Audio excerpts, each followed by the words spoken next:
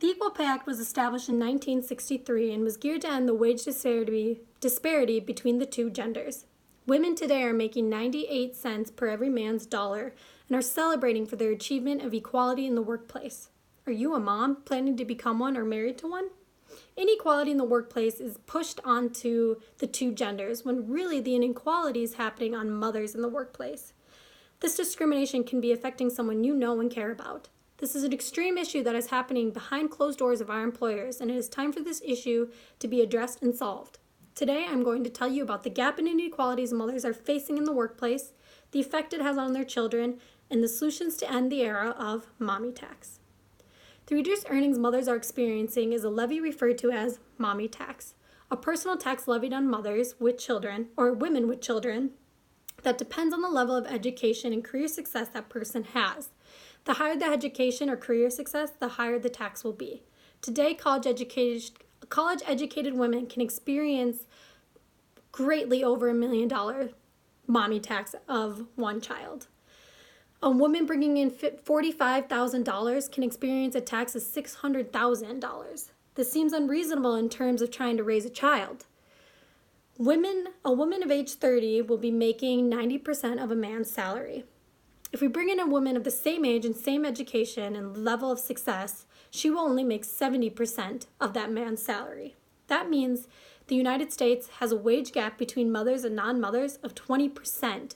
The lowest in the world is France at 8%.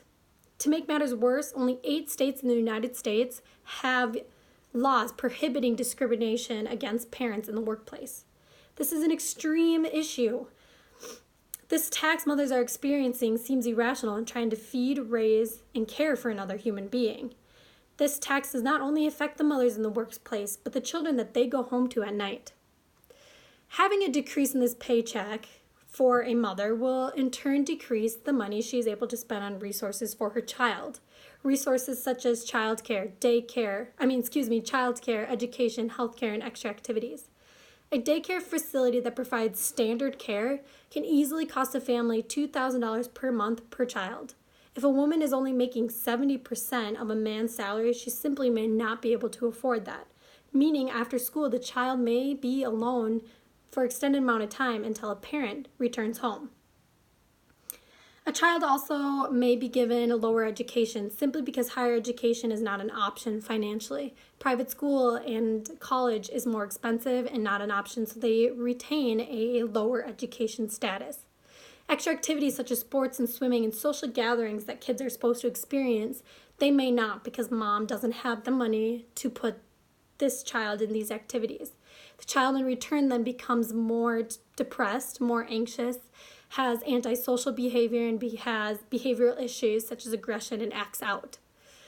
A prominent issue in the U.S. is affordable and accessible health care for all. If a mother cannot afford health care, that means doctor visits are limited, putting the child at risk. However, there are solutions to stop this discrimination mothers are facing in the workplace and the effects these children are experiencing. First, the easiest way to decrease the workplace discrimination is to deconstruct the ideal worker norm.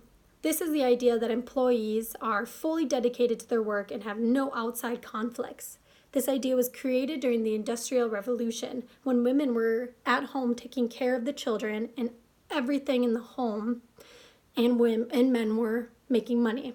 This is no longer the case for most American families. Now women are working for equal pay as men.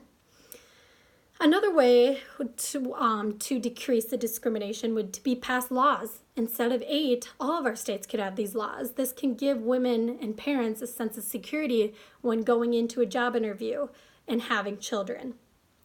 This will, in turn, hopefully eliminate the discrimination. Today I told you about the inequalities mothers are facing in the workplace day in and day out, in turn, how this affects their children.